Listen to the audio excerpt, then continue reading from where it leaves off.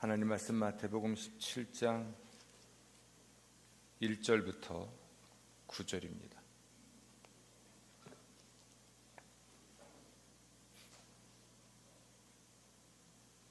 함께 봉독합니다. 엿새 후에 예수께서 베드로와 야고보와 그 형제 요한을 데리시고 따로 높은 산에 올라가셨더니 그들 앞에서 변형되사 그 얼굴이 해같이 빛나며 옷이 빛과 같이 희어졌더라.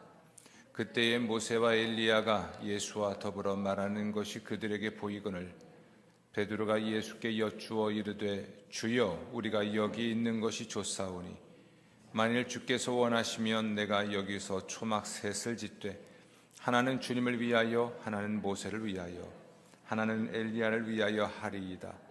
말할 때에 호련히 빛난 구름이 그들을 덮으며 구름 속에서 소리가 나서 이르시되 이는 내 사랑하는 아들이요 내 기뻐하는 자니 너희는 그의 말을 들으라 하신지라.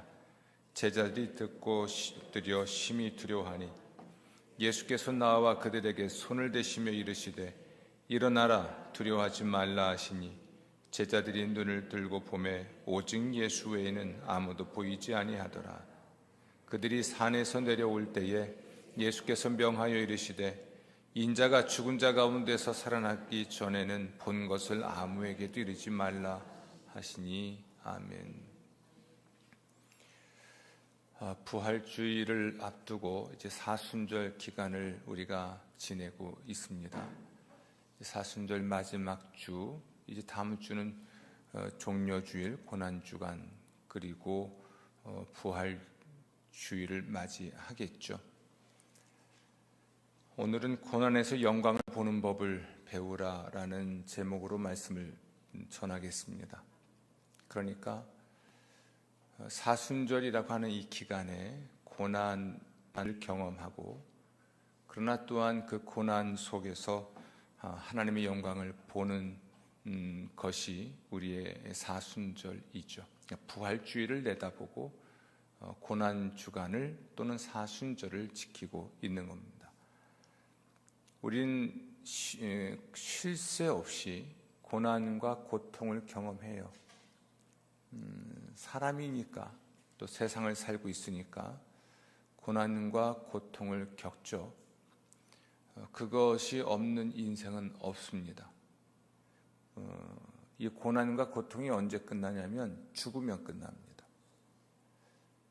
죽을 때까지 우리는 이 고난과 고통을 벗을 수 없는데, 우리 그리스도인들에게는 부활의 소망이 있죠. 그리고 부활의 소망과 함께 하나님이 주실 축복에 대한 영광도 있습니다.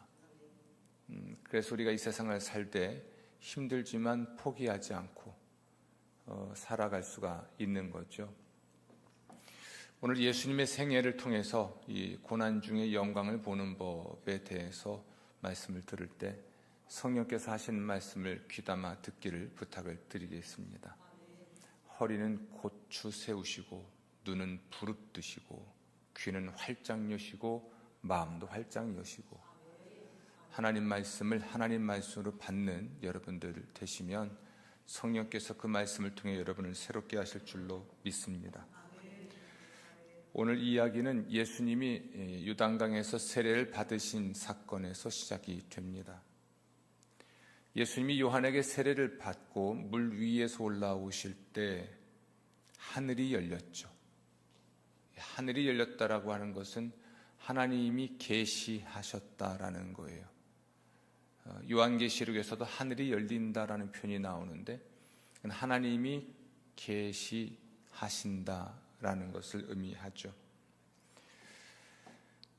그러면 예수님께서 요한에게 세례를 받고 물 위를 올라오실 때 하나님이 계시하신 것이 뭘까요? 첫 번째로 예수님께서 성령의 시대를 시작하신 하나님의 구원자라는 것을 계시하셨습니다. 성령의 시대를 시작하셨다. 아멘. 예수님은 하나님의 영을 받으신 분입니다.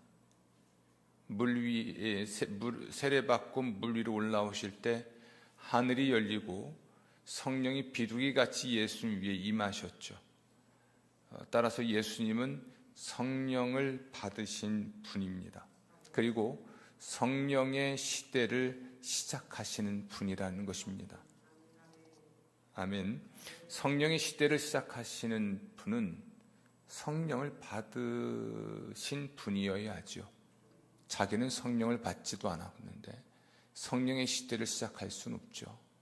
예수님은 성령의 시대를 시작하신 분으로서 성령을 받으신 분입니다. 이사야서 61장 1절입니다. 주 여호와의 영이 내게 임하셨으니 이는 여호와께서 내게 기름을 부으사 가난한 자에게 아름다운 소식을 전하게 하려 하심이라. 아멘, 아멘. 예수님은 성령의 임재를 경험하시고 성령의 시대를 시작하셨습니다. 예수님이 시작하신 성령의 시대는 어떤 시대일까요? 그것은 예수님께서 하신 일, 그것을 통해서 확인할 수 있을 것입니다. 그러기 전에 우리는 예수님이 시작하신 성령의 시대가 어떤 시대인지를 알 수 있는 장면이 있는데, 비둘기 같은 형상으로 예수님에게 성령이 임하신 것이에요. 예수님이 계십니다. 성령이 비둘기 같은 형상으로 이렇게 임하십니다. 이 장면은 하나님이 천지를 창조하실 때 하나님의 영이 수면 위에 운행하시니라라는 장면과 이게 데자뷰가 되는 모습이에요. 그대로. 그렇습니다. 하나님이 천지를 창조하셨던 것처럼 성령께서 예수 그리스도를 통해서 새로운 창조를 시작하시는 것을 보여주는 겁니다. 아멘. 새 창조. 이 새 창조는 기존의 세상의 구조 자체를 다 소멸하고 새로운 것을 만드는 개념이 아니고, 기존의 세상에 있는 것들을 새롭게 하는 것을 의미합니다. 구조는 그대로 있으나 그 존재하는 것들을 새롭게 만들어 가는 것이죠. 아멘. 이것을 사도 바울은 새로운 피조물이라는 말로 표현합니다. 고린도후서 5장 17절이에요. 누구든지 그리스도 안에 있으면 새로운 피조물이라. 이전 것은 지나갔으니 보라 새 것이 되었도다. 그리스도인은 새로운 피조물이라는 의미입니다. 그러니까 성령께서 새롭게 창조한 존재라는 것이죠. 여러분, 제가 새로운 피조물이에요. 그런데 저라는 사람의 몸의 구조를 다 없애고 나라는 존재를 소멸하시고 새로운 존재 이동명을 만드신 게 아니에요. 새로운 피조물이라는 것은 하나님께서 구조는 그대로 두시지만 그의 인격과 그의 성품과 그의 삶을 새롭게 하신 것을 의미하죠. 아멘. 성령이 새롭게 하시는 은총, 이것을 디도서 3장 5절은 중생의 시승과 성령의 새롭게 하심으로 우리를 구원하셨다라고 표현해요. 우리를 구원하셨다. 성령의 새롭게 하심으로 우리를 구원하셨다. 따라서 새로운 피조물이라는 이야기는 구원받은 자란 뜻입니다. 구원받은 자. 예수님은 이사야서 61장 1절 말씀을 인용해서 그 말씀이 예수님 자신에게 이루어졌다라고 말씀하시거든요. 내용을 좀 더 살펴보죠. 이사야서 61장 1절인데요.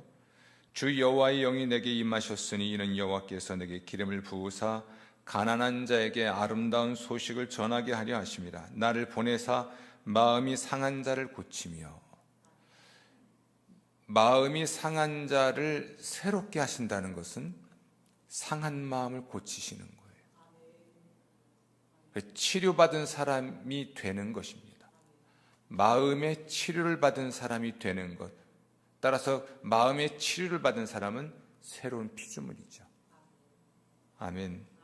포로된 자에게 자유를, 정치적으로 보면 정치범으로 옥에 갇혔다가 풀려났거나 전쟁 포로로 끌려갔다가 풀려난 것을 말하겠지만 이 포로되었다라는 것을 영적으로 보면 귀신에게 포로가 되어 있는,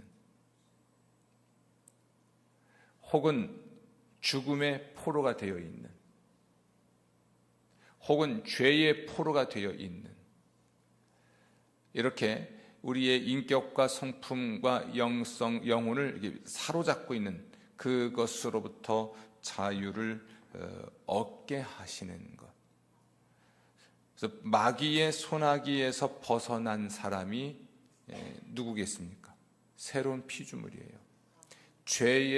죄와 죄의 세력에서 해방된 사람이, 자유를 얻은 사람이 새로운 피조물입니다. 이렇게 말할 수 있겠죠. 마귀에게서 구원받은 사람, 죄에서 구원받은 사람, 귀신에게서 구원받은 사람, 그 죽음에서 구원받은 사람, 그 사람이 새로운 피조물이라 할 수가 있습니다. 갇힌 자에게 노임을 선포하며, 이렇게 갇힌 자, 눌린 자, 포로된 자가 자유를 얻게 되는 것, 마음이 상한 자가 마음의 치료를 받는 것, 몸이 아픈 사람이 병치료 받는 것, 치료받은 사람은 새로운 피조물이 된 것이죠. 아멘. 이렇게 성령의 시대, 예수님이 시작한 그 성령의 시대는 예수님의 사역을 통해서 그것이 어떠한 것인지를 나타나는데, 예수님 생전에 하신 일들을 주목할 필요가 있습니다. 예수님 생전에 하신 일들은 죄인을 용서하는 것, 죄를 용서하시죠. 귀신을 쫓아내셨죠. 병을 고치셨죠. 하나님 나라의 윤리를 가르치며 거룩한 삶을 촉구하셨죠. 그렇죠? 예수님은 성령의 임재를 체험하셨고, 그 성령의 이끄심을 받으셨고, 성령의 지혜를 받으셨고, 성령의 권능을 받으셔서 이 세상에 계시는 동안에 선한 일을 하셨습니다. 예수님이 하신 선한 일, 그것은 그 성령의 시대가 어떠한 시대인지를 알려주죠. 예수님 세상에 다시 오실 때, 그때는 우리 모든 신자들이 최종으로 구원받습니다. 이 최종 구원은 완전한 구원이에요.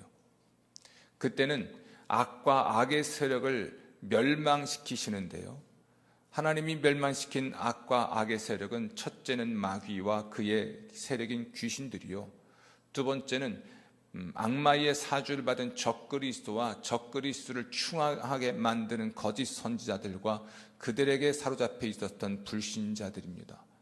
그리고 마지막에 멸망할 것은 사망이라.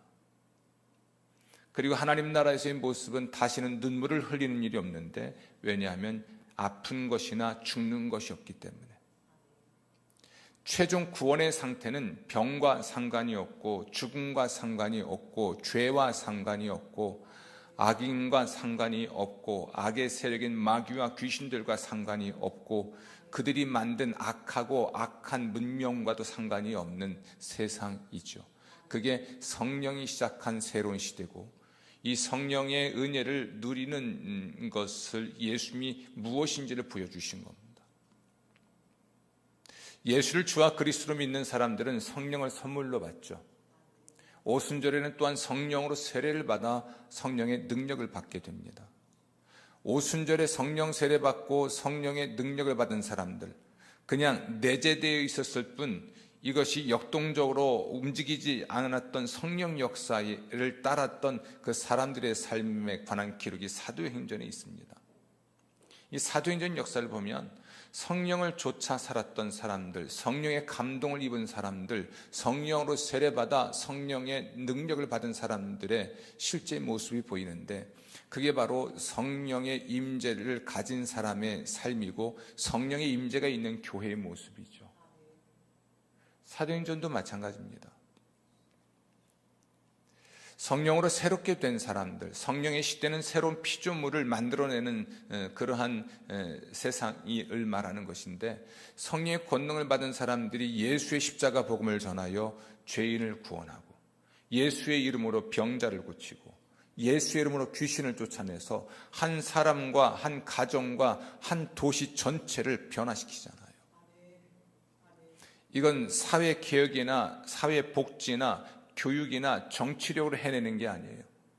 성령의 권능을 가진 사람들이 해낸 일입니다.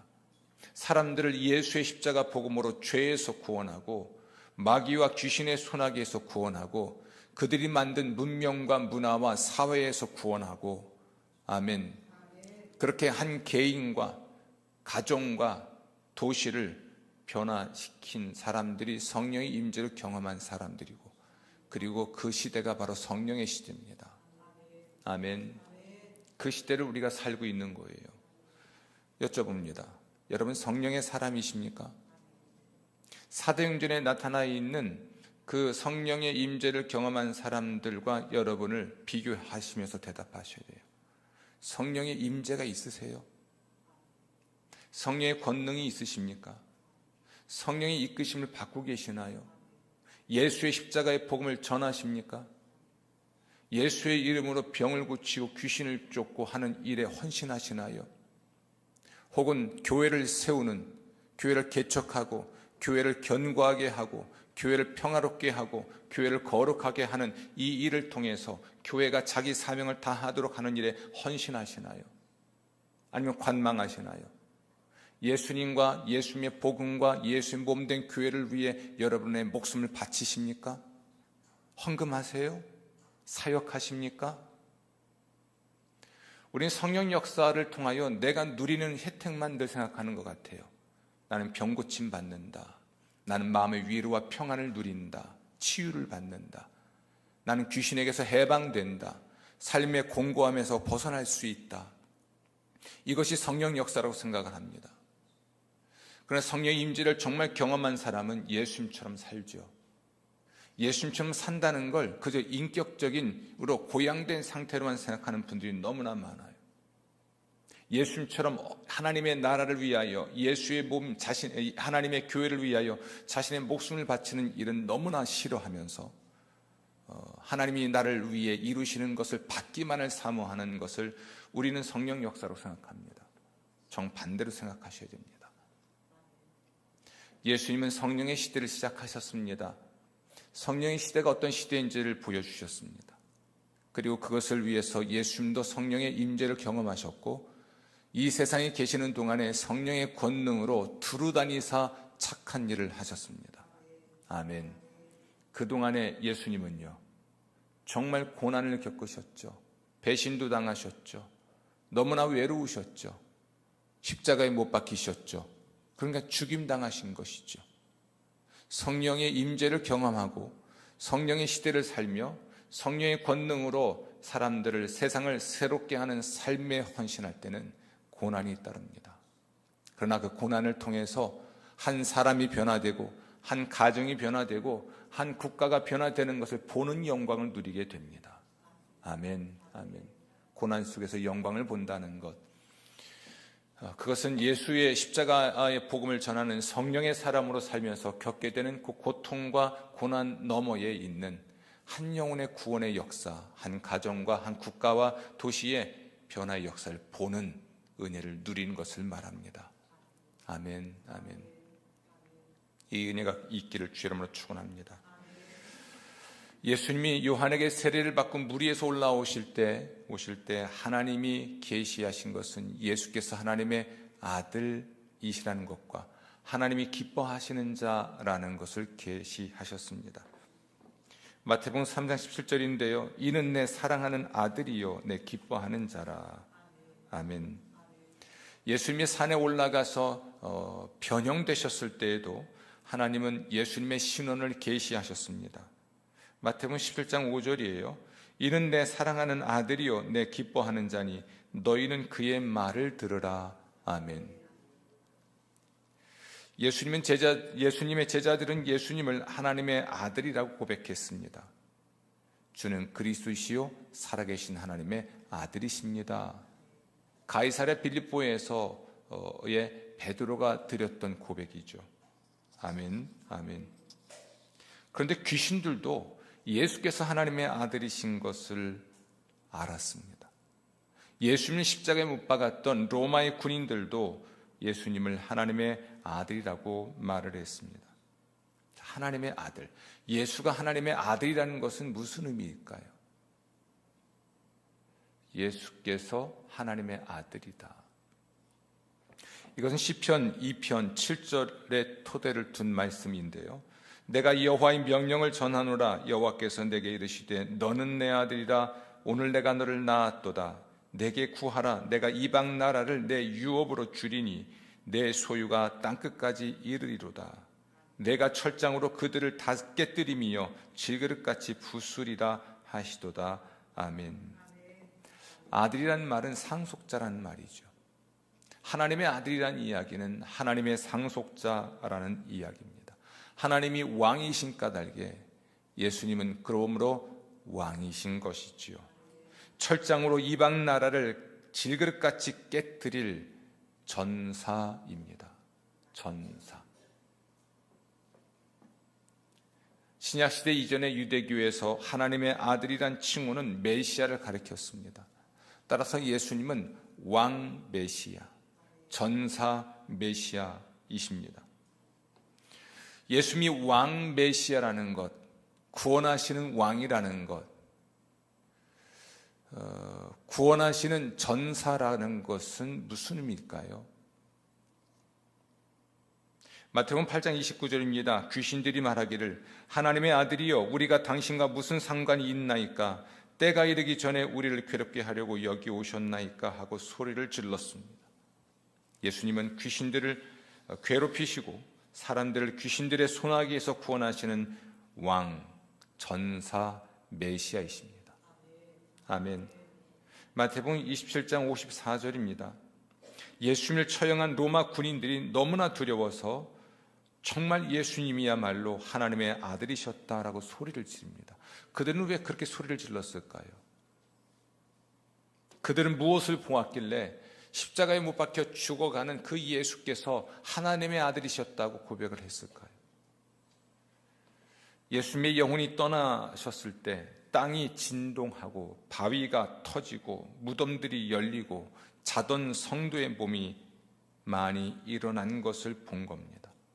예수님은 자신의 죽음을 통해 죽음을 지배하시고 사람을 죽음에서 구원하신 왕 메시아, 그러니까 왕, 다스리는 자라는 의미인데요. 통치자이신데 예수님은 귀신을 통치하시고 죽음을 지배하신 것이죠. 심지어 예수님은 바람과 파도를 잔잔하게 하셨는데 그때 사람들이 고백하기를 예수께서 하나님의 아들이셨음을 고백합니다. 그렇죠. 예수님은 자연을 지배하시고 인간의 죽음을 지배하시고 병을 지배하시는 분, 단순히 지배하는 것이 아니라 그것에서 구원하시는 분으로서 왕 메시아, 전사 메시아이셨습니다. 하지만 예수님의 제자들은 예수께서 정치적인 메시아이기를 꿈꿨죠. 나라를 외세에서 구원하는 자, 사회개혁, 정치개혁을 통해서 나라를 안정시킬 자, 무소불위의 권력을 가지고 그들의 나라를 새롭게 건립할 다윗 같은 왕을 기대했지만 그것은 예수님 다시 오실 때 이루어질 일입니다. 예수님은 최종으로 승리하시는데 마귀를 멸하시고 귀신들을 멸하시고 적그리스도와 거짓 선지자들을 멸하시고 하나님 나라와 교회를 대적하는 모든 불신자들과 가짜들을 대적하시고 이기실 것입니다. 이로써 예수님은 죄를 이기시고 죽음을 이기시는 것이죠. 병을 이기시는 것이죠. 그래서 새 하늘과 새 땅에서 신자들의 상태가 다시 눈물을 흘릴 일이 없게 되는 겁니다. 병이 사라지고 죽음이 사라지고 죄가 사라지고 인간을 죄짓게 하고 인간을 병들게 하는 귀신이 옥에 갇히고 마귀가 옥에 갇히고 오직 하나님이 통치하시는, 하나님이 온전히 다스리시는 온전한 하나님의 나라가 도래하는 것이 예수님 재림의 때거든요. 그런데 여러분, 그 은혜를 우리가 예수의 이름으로 지금 이 땅에서 누릴 수 있다면 그보다 큰 영광이 어디 있겠습니까? 아멘. 요한계시록에 가면 천년왕국이라는 게 있어요. 이 천년왕국 기간은 어떤 의미냐면 이미 적그리스도와 거짓 선지자들이 불못에 던져졌고요. 사탄은 무적행에 체포되어 갇혀 있는 때입니다. 지상에는 마귀와 귀신들이 활동하지가 않는 것이죠. 단지 불신자들이 남아 있고요. 이 1000년 동안 그전 예수님께서 세상에 다시 오셔서 신자들과 함께 이 1000년 동안 다스리십니다. 악이 없어진 상태에서 과연 사람들은 예수를 믿을 것인가를 시험하는 때이기도 하죠. 하지만 1000년이 끝날 쯤 되면 마귀가 잠깐 풀려나서 세력을 규합하여 하나님의 교회와 예수 그리스도를 대적하여 싸우게 됩니다. 물론 마귀는 패배하죠. 최후 전쟁에서 패배하여 불못에 던져지는 최후의 심판의 사건이 있습니다.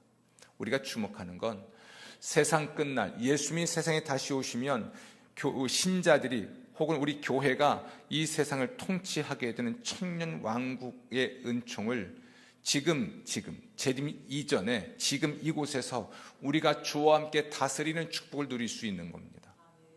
아멘.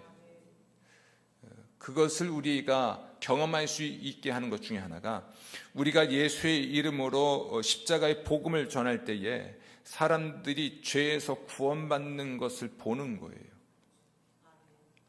아멘. 그러니까 우리는 예수의 이름으로 또한 죄에서 사람들을 구원한다는 것, 또 우리가 예수 그리스도의 복음의 능력으로 성령의 권능으로 죄와 죄의 세력을 이길 수 있다는 것, 이게 다스림의 의미입니다. 하나님이 사람을 처음 만드셨을 때 생육하고 번성하여 땅에 충만하라, 땅을 정복하라 라고 축복하셨습니다. 이건 축복이에요. 의무나 책임이기 이전에 하나님이 주신 축복입니다. 정복한다는 것은 자연을 훼손하라는 것이 아니고 하나님을 대신하여 하나님이 만든 세상을 돌보는 다스리라는 이야기예요. 아담은 하나님이 만든 세상을 다스릴 권세가 있었습니다. 하나님의 형상대로 지어졌다는 건 하나님의 인격과 성품을 닮았다는 것만 의미하는 게 아니라 하나님을 대신하여 하나님의 나라를 통치하게 하시는 것을 말해요. 우리가 예수의 이름으로 구원받은 자로서 예수의 이름으로 세상을 예수님과 함께 다스리는 권세를 가진 자예요. 아멘, 아멘. 왕의 권세를 가진 사람들. 나사렛 예수의 이름으로 병 고친다, 귀신 쫓는다, 복음을 전한다 라고 하는 이것은 나사렛 예수의 이름을 가진 자입니다. 나사렛 예수는 하나님의 아들이잖아요. 하나님의 상속자잖아요. 그러므로 하나님을 대신하여 통치하는 분이잖아요. 그렇죠? 다스리는 분입니다. 죄를 다스리죠. 자연을 다스리죠. 죽음을 다스리죠. 귀신을 다스리죠. 마귀를 다스리죠. 불신 세상을 다스리죠. 오늘날 과연 우리와 우리 교회가 세상을 다스리고 있는가? 선한 영향력을 가지고 이 세상을 통치하고 있는가? 아니면 위축되고 소심해져서 지금 패자인 것처럼 패잔병처럼 끌려가고 있는가를 생각해 보십시오. 여러분 어떤 인생 사십니까?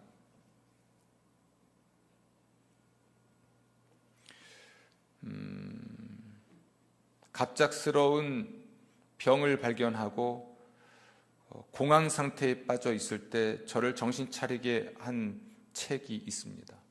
그리고 그 책을 통해서 그렇지. 병이 나를 지배하지 못하게 하고 병원이 의사가 나를 지배하지 못하게 하는 겁니다. 하나님이 나를 지배하고 하나님의 관점이 나를 지배하는 것이죠. 그러니까 이런 말을 쓰더라고요. 투병하지 말고 치병하라. 병과 싸우지 말고 병을 다스려라. 저는 그 말에 동의했습니다. 내가 예수의 이름의 권세를 가진 자라는 것은 왕의 권세를 가진 자인데 병이 되었던 고난이 되었던 역경이 되었던 절망이 되었던 어두운 현실이 되었던 무엇이 되었든지 간에 그로 인한 나의 감정 또 내가 살아가는 삶의 현실과 같은 것들 이런 것들이 나를 지배하게 될 것인가 아니면 내가 그것들을 지배할 것인가 합니다. 바람과 풍랑이 일어나 파도가 일어났을 때 배에 있던 제자들은 두려웠죠. 죽을 줄 알았죠. 주님 말씀하십니다. 왜 무서워하느냐? 믿음이 없는 자들아. 예수님이 함께 계십니다. 예수 이름의 권세로 우리는 내게 닥친 위기, 위험, 그것이 개인적인 것이든 가정에 관한 것이든 나의 하고 있는 사업에 관한 것이든 내 일터에 관한 것이든 우리가 감당할 수 없는, 우리가 통제할 수 없는 이런 위험과 위기가 있는데 이것에 지배를 받을 것인가 아니면 내가 그것을 지배할 것인가, 그러니까 투병할 것인가 치병할 것인가 생각해 보십시오. 여러분 어떤 분이세요? 우리는 예수님을 주와 그리스도로 믿는 사람들입니다. 예수는 주, 그러니까 예수님은 나를 다스리시는 분이랍니다. 예수님은 만물의 통치자라는 것이죠.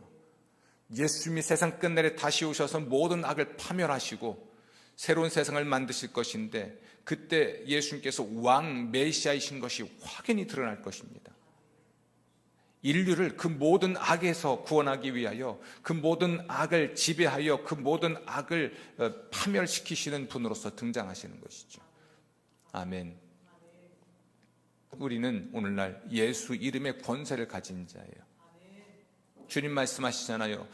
하늘과 땅의 모든 권세를 내게 주었으니 내가 영원히 너희와 함께 있을 것이다. 따라서 너희는 가서 모든 민족을 제자로 삼아라. 예수님이 함께 하심, 그리고 모든 것을 통치하시는 그 주권과 그 능력을 우리에게 주시기를 약속하셨고 이미 주셨습니다. 우리는 환경과 싸우지 않습니다. 그거하고 싸우려고 하지 마세요. 여러분의 불행과 싸우려고 하지 마세요. 불행을 다스리세요. 여러분의 슬픔과 싸우지 마세요. 싸우면 싸울수록 늪에 빠집니다. 우울과 싸우지 마세요. 실패와 싸우지 마세요. 그걸 다스리세요. 예수의 이름의 권세로 다스리세요. 사도행전에 나사렛 예수 이름으로 명하노니 하고 사도들이 명령할 때 귀신이 떠나가잖아요. 나사렛 예수 이름으로 하고 기도하니 병이 낫잖아요. 아멘. 칠흑 같은 어둠 속에서도 찬양하고 기도하니까 지진이 일어나고 옥문 터가 흔들리고 옥문이 열리고 묶었던 착고가 풀어지잖아요. 그러니까 치병한다는 건 하나님의 권세로 현실을 직시하고 그로 인한 현실에 끌려가지 않고 주도적으로 움직여가는 삶을 의미하기도 합니다. 따라합시다. 투병하지 말고 치병하자. 그 말이 맞습니다. 치 다음에 병이 들어갈 수도 있지만 실패가 들어갈 수도 있고 우울이 들어갈 수도 있고요, 고난이 들어갈 수도 있고 어려움이 들어갈 수도 있고요, 악인, 정말 악랄한 인간들이 있거든요. 그 인간들도 들어갈 수가 있습니다. 악한 사회 구조나 악한 국가도 있습니다. 거기에 모든 것을 집어넣을 수 있어요. 투병하지 말고 그것들과 싸우지 말고 그것들을 지배하라. 여러분이 이깁니다. 이기신 예수께서 함께 하시기 때문에, 이 모든 걸 이기신 예수께서 여러분의 주와 그리스도가 되시기 때문에 우리가 이깁니다. 세상에 아무리 교회를 흔들어 대도, 악인들이 교회를 아무리 어지럽혀도 그리스도 예수께서 함께 하시는 교회가 승리합니다. 아멘, 아멘. 교회 역사 보세요. 2000년 역사 동안에 교회를 뿌리채 뽑아내려고 했던 세력들이 얼마나 많았습니까? 위기에 처한 적도 많았었죠. 물론 부패한 시절이었죠. 교회는 완전해진 적이 전혀 없습니다. 교회를 뿌리채 뽑아내려고 했던 사람은 죽었고 교회는 살아남았고, 그러한 세력은 멸망했으나 교회는 살아남았죠. 교회가 이깁니다. 여러분이 예수 이름으로 승리하십니다. 투병하지 말고 뭐해요? 치병하세요. 불행과 싸우지 마시고 불행을 다스리십시오. 슬픔과 싸우지 마시고 슬픔을 지배하세요. 예수 그리스도 이름으로. 방법은 하나예요. 예수 그리스도와의 신령한 교제입니다. 아멘. 마지막으로 하나님께서 예수님이 세례받고 물 위로 올라오실 때 계시하신 것은 예수님이 하나님이 기뻐하시는 자라는 것을 계시하셨습니다. 하나님이 기뻐하시는 자라는 것은 예수님이 하나님의 종이라는 것을 의미합니다. 이사야 42장 1절입니다. 내가 붙드는 나의 종, 내 마음에 기뻐하는 자, 곧 내가 택한 사람을 보라. 아멘. 하나님이 택하신 자, 로서 예수님은 하나님의 일꾼이셨던 거죠. 하나님이 마음으로 기뻐하시는 자, 하나님의 종으로서의 예수님이셨습니다. 하나님의 종이 의미하는 것은 무엇일까? 이사야 42장 이어지는 말씀이에요. 2절, 그는 외치지 아니하며 목소리를 높이지 아니하며 그 소리를 거리에 들리게 하지 아니하며 상한 갈대를 꺾지 아니하며 꺼져가는 등불을 끄지 아니하고 진실로 정의를 시행할 것이며 아멘. 예수님은 상한 갈대와 꺼져가는 등불 같은 연약하고 무시당하는 사람을 반드시 구원하시는 구원자이시지만 외치지 않습니다. 목소리를 높이지 않습니다. 그 소리를 거리에 들리게 하지 않습니다. 우리는요, 조금만 잘해도 목소리 높이잖아요. 조금만 가진 듯해도 큰 소리 치잖아요. 지난 주간에 그런 일이 있었다면서요. 저는 못 봤지만 어느 국회의원이 호통을 쳐가지고 좀 난리가 났다고 합니다. 선관위 관련된 사람인데 거기 불러놓고 호통을 쳤다고. 우리는 그런 것 같아요. 조금만 가지면, 조금만 높아지면 목소리를 내려고 하죠. 근데 예수님은 그러시지 않았습니다. 벼가 익으면 어찌한다고요? 고개가 숙여지죠. 진짜 실력자는요, 시끄럽지 않습니다. 어느 모임을 가면 목회자들은 술을 안 먹으니까 술을 대용할 음료를 찾잖아요. 목회자들이 커피를 다 좋아합니다. 또 다들 커피에 대해서 일가견들이 있어요. 그러면 많은 이야기를 하는데 제가 등장하면 아무 소리 안 합니다. 할렐루야. 제가 목회는 안 하고 커피만 내려서. 들어보면 처음에 커피를 배울 때 했던 얘기를 다 해요. 근데 그게 의미가 없거든요. 배울 때는 필요한 것이지만. 예수님은 왕이시고 구원자이신데요. 성령의 시대를 시작하신 분인데 조용하십니다. 조용하세요.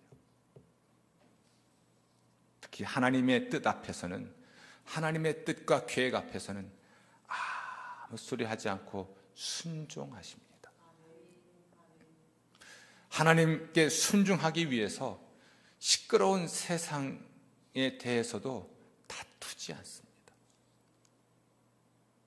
여러분, 빌라도가 예수님을 신문하면서 이상하게 여긴 게 하나 있었어요. 이봐, 예수, 지금 사람들은 당신을 죽이려고 큰 소리 치고 있는데 할 말 있으면 해봐. 할 말 있으면 해봐.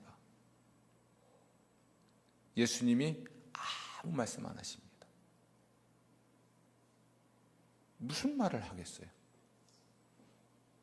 예수님은 자신의 죽음을 통해서 세상을 죽음에서 구원하러 오신 분인데, 예수님은 자신이 채찍에 맞음으로 세상을 병에서 구원하러 오신 분인데, 하나님은 예수님이 채찍 맞기를 원하셨고, 하나님은 예수님이 십자가에 달려 죽임 당하길 원하셨는데, 하늘 보좌와 하늘 영광을 버리고 세상에 가길 원하셨고, 그래서 아들이신 우리 예수님은 그냥 아무 소리 하지 않고 세상에 오셨고, 사람으로 사셨고, 마귀에게, 병에게, 죄에, 죽음의 유혹과 공격을 받으셨고, 사랑했던 사람들의 배신과 배반을 경험했고, 자신에게 갈차리를 보내면서 환호성을 질렀던 군중들에게 배반을 당하셨고, 너무나 외롭고 너무나 가난하게 그냥 십자가에서 또는 처형장에서 쓸쓸히 사라지셨는데, 그래야만 하는데 무슨 말을 하겠습니까? 원래 구린 사람들이 소리가 커요. 예수님과 함께 십자가에 못 박혀있던 두 사람, 이 두 강도는 되게 시끄러웠습니다. 그런데 예수님은 아무 소리 안 하셨어요. 그래서 사람들이 이상하게 생각했습니다. 보통의 죄수는 십자가에 달리기 전에도 몸부림을 치고요, 십자가에 달려서도 그 고통 때문에 소리를 고래고래 지르기 마련인데, 예수님은요 아무 말씀 안 하세요. 그냥 속으로 삼키셨겠죠. 그냥 정서적으로 보면 예수님은 그걸 삼키시느라고 심장이 터지셨을 것 같아요. 그러니까 창에 찔려 죽으신 것이 아니라 심장이 터져서 죽으신 것 같아요. 무슨 말이 있겠어요? 예수님은 하나님이 기뻐하시는 자로서 하나님의 종이셨습니다. 하나님께 순종하는 분이세요. 자신의 힘을 자신을 위해서 쓰지 않았습니다. 하나님의 뜻과 목적을 위해 자신이 가진 걸 사용하신 분이세요. 하나님의 사랑을 구태여 확인할 필요도 없었습니다. 하나님이 자신을 사랑하시는 것을 알았고, 그러나 정말 자기도 하나님을 사랑하는데 그 하나님의 마음이 세상을 구원하시는 데 있으니까 기꺼이 죽기까지 복종하십니다. 아멘, 아멘.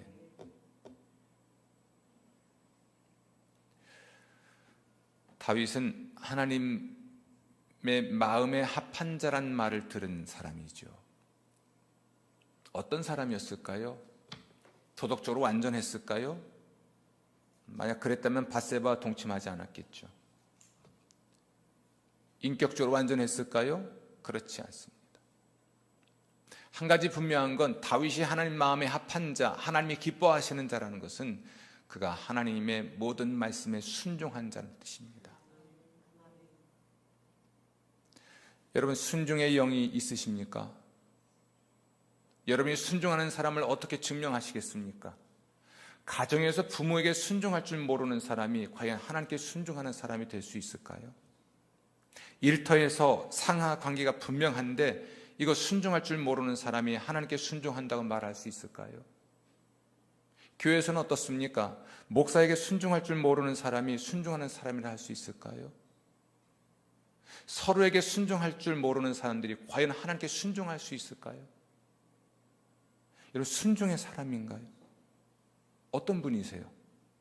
저처럼 맨날 데모하고 그리고 맨날 따져 묻고 이런 성향의 사람인가요? 제가 순종을 얼마나 못하면 저를 훈련하신 목사님께서 어느 날인가 이 선생 저희 가서 밥 먹어 그러더라고요. 목사님, 그다음에 전도사님, 그리고 지휘자이자 교회학교 부장이자 청년회 회장이다 온갖 작것을 다 했던 이동명, 이렇게 항상 교회 권사님들이 식사를 두 상을 차리시는데 한 상은 담임 목사님 상, 거기에 제가 이래봬도 앉았던 사람이에요. 또 어느 날 그 목사님이 이 선생 저쪽 가서 먹어, 찬양대원들과 함께 밥 먹으라고. 깜짝 놀랐습니다. 저는 자연스럽게 늘 거기에 앉았거든요. 그게 그렇게 서운해요.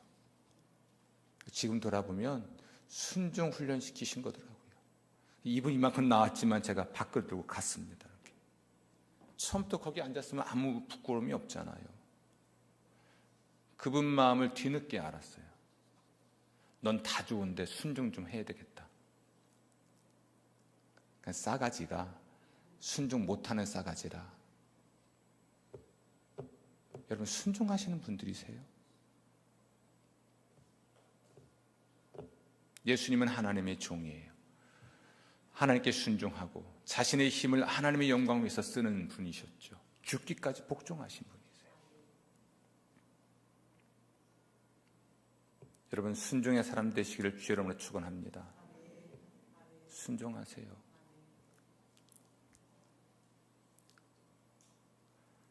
그럴 때 그 세상이 평화롭죠. 하나님의 뜻이 이루어지는 줄로 믿습니다. 오늘 함께 읽었던 예수님이 변화산에서 변화되신 이 변모하신 이 모습은 성령의 사람으로 살고 예수와 함께 세상을 통치하며 구원하는 삶을 살고 특별히 하나님께 순종하며 사는 삶을 사는 사람들, 고난과 고통과 역경을 경험하는 사람들에게 보여주신 보상에 관한 이야기입니다. 우리 주님 산에 올라가 기도하실 때 모세와 엘리야가 등장하고 함께 산에 있던 베드로, 야고보, 요한이 세 사람이 뜬금없이 베드로는 초막셋을 짓고 여기가 좋으니 여기 있겠습니다 라고 고백할 때 예수님이 변모되셨잖아요. 이게 영화롭게 되신 예수님의 모습이에요. 이렇게 전사, 승리자의 모습이 요한계시록에 있습니다. 흰 백말 타고 우리 주님께서 전사로 등장해서 모든 악의 세력을 파멸하시고 우리를 최종 구원하시는 모습이 요한계시록에 나와요. 아멘. 그걸 예수님께서는 미리 보게 해주신 겁니다. 베드로와 야고보와 요한에게 그렇게 말씀하신 거 아닐까요? 방금 전에 네가 나를 주와 그리스도로 고백했는데 아니야, 나는 이제 죽임을 당할 거야. 너희들도 고난을 당하게 될 거야. 그러나 그 영광스러움이 있는 거다. 고난 속에서 영광을 봐라. 아멘. 고난 넘어 영광을 보는 눈을 열었으면 좋겠다. 그 영광에 대한 소망이 고난을 견디게도 하거든요. 그 광경은 또한 궁극적으로 누가 이깁니까? 예수님이 이기시고 예수님의 제자가 이기고 교회가 이긴다는 이야기입니다. 요한계시록에 새 예루살렘이 하늘에서 내려오는데 신랑을 위하여 단장한 신부와 같더라. 아멘. 그게 교회의 모습이에요. 지금 세상에서야 사방에서 우겨쌈을 당하고 온갖 모욕과 모략에 의해서 교회가 만신창이가 될 수 있지만 결국 승리는 교회가 합니다. 순종하는 그리스도인이 합니다. 여러분 현재 삶 속에서 그 고난과 고통 속에서 이기신 예수님을 바라보시고 여러분의 승리를 또한 내다보시며 영광을 볼 수 있는 여러분 되시기를 주의 이름으로 축원합니다. 서로 한번 인사하실까요? 끝까지 견딥시다. 잘 될 겁니다. 네, 이길 겁니다. 순종하며 사십시오. 성령의 사람으로 사십시오. 예수 이름의 권세와 권능으로 당당하게 사십시오. 위축되지 마세요. 이 말이 어울릴 것 같아요. 한 번 더 말합시다. 쫄지 마세요. 쫄지 마세요. 뭐하러 쪼세요?